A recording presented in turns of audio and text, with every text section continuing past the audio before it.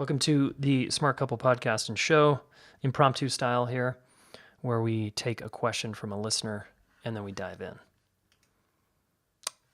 If you haven't submitted a question in a while, please do.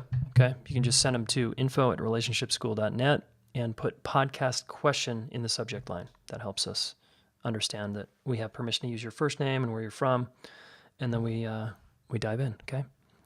Okay, doing work in relationship. This one is from April from Austin. All right.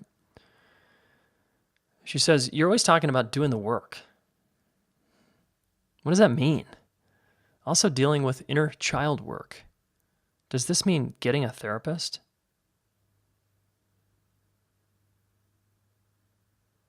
That's the question, right? What do you guys think? What does it mean to do the work? Let's answer that question first, then we'll get to the inner child question. What does doing the work mean, you guys?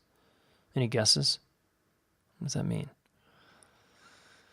Basically, it means if you and I are building a house together, literally from the ground up, and we're going to dig a hole, and we're going to lay the foundation, and then we're going to frame it, and then we're going to put in all the electrical, the plumbing, and then we're going to put the drywall in and, get the walls sealed in and the roof, and we're just going to bit by bit build a house. If you've ever watched a house in your neighborhood get built, it's quite a project and it's fascinating. So building a good long-term relationship is like building a house.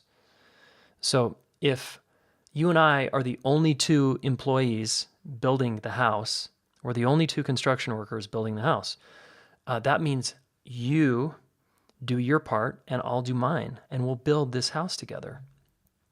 So doing the work means, in this metaphor, means you're going to get out a hammer and a drill and a saw, and I'm going to get out tools like drills and saws and, a backhoe maybe if I got to move a tree or whatever it takes. We're going to lay out the plans of our house, and then we're going to both jointly put in effort to build this thing. Or the house is only going to get built by one of us, and it's going to not be as good because only one of us built it.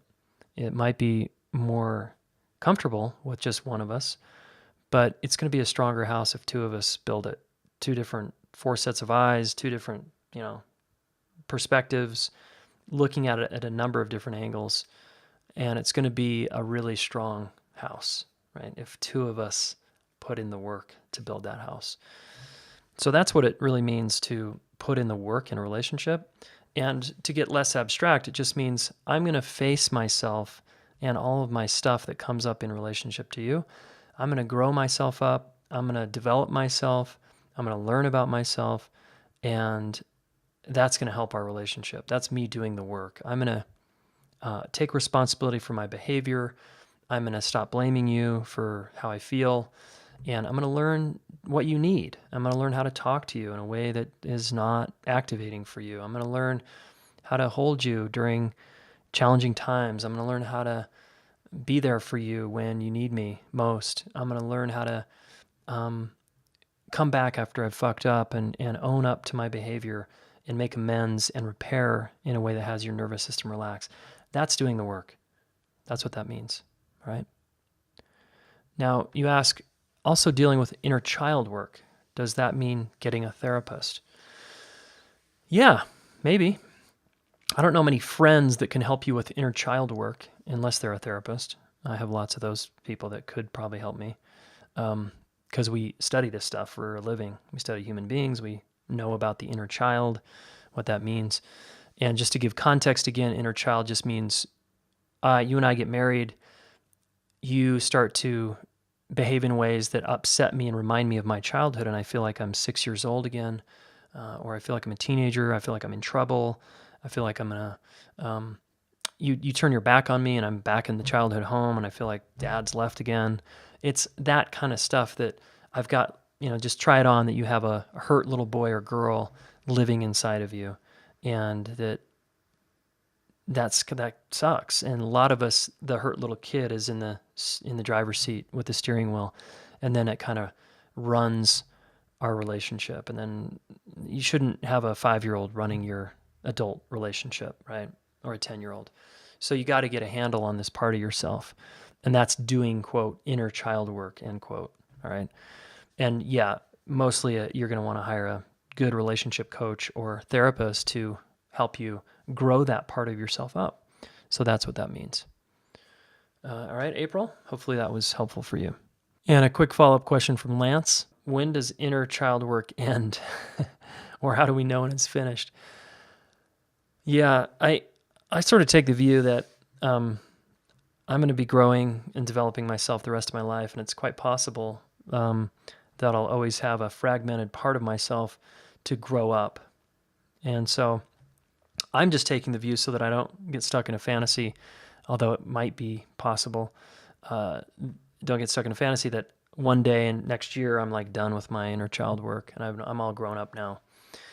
Because my wife keeps showing me that I'm not totally grown up in certain areas of my life. So there are certain moments of reactivity and like contraction and yeah. So, and I will say that I've come a long way. I've grown up a lot in myself and I've made tremendous strides with the personal work I've done on this part of myself and all these little wounded, hurt parts of me, just like corralling them all in like a big dad, like an awesome dad, like, hey, dude, I got you. It's cool. Hey, over here, So, we'll see. So life is going to show me that. All right, relational beings, that winds down the quick Ask Me Anything episode. If you got a question, remember to email us in. I love your questions. Make them short and concise and to the point and real. Just keep it what's up in your relationship, all right? What's going on? What are you wrestling with? We'd like to hear about it, and maybe I can take a stab at answering that. Email us at info@relationshipschool.net, all right? Nice. Now, if you want to really take the next step, make sure you get the scorecard, relationshipschool.net/scorecard, to rank how well you think your relationship is.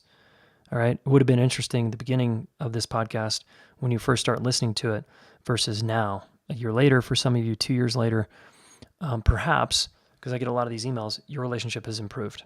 That would be amazing. And I'm guessing it has for many of you because I hear from you. Now, if you want to obviously go further, you join our Relationship School Roots community, relationshipschool.net/roots. All right. That gets you practice every couple of weeks for a very small fee, monthly fee. You get to practice with us. And if you commit to a year, it's even smaller, all right, the fee. So I would love you to join us. We want motivated, growth development-oriented people in there who actually care and are willing to roll up their sleeves and show up and do the work, all right? Speaking of do the work. Cool. Take care, folks. Talk next time.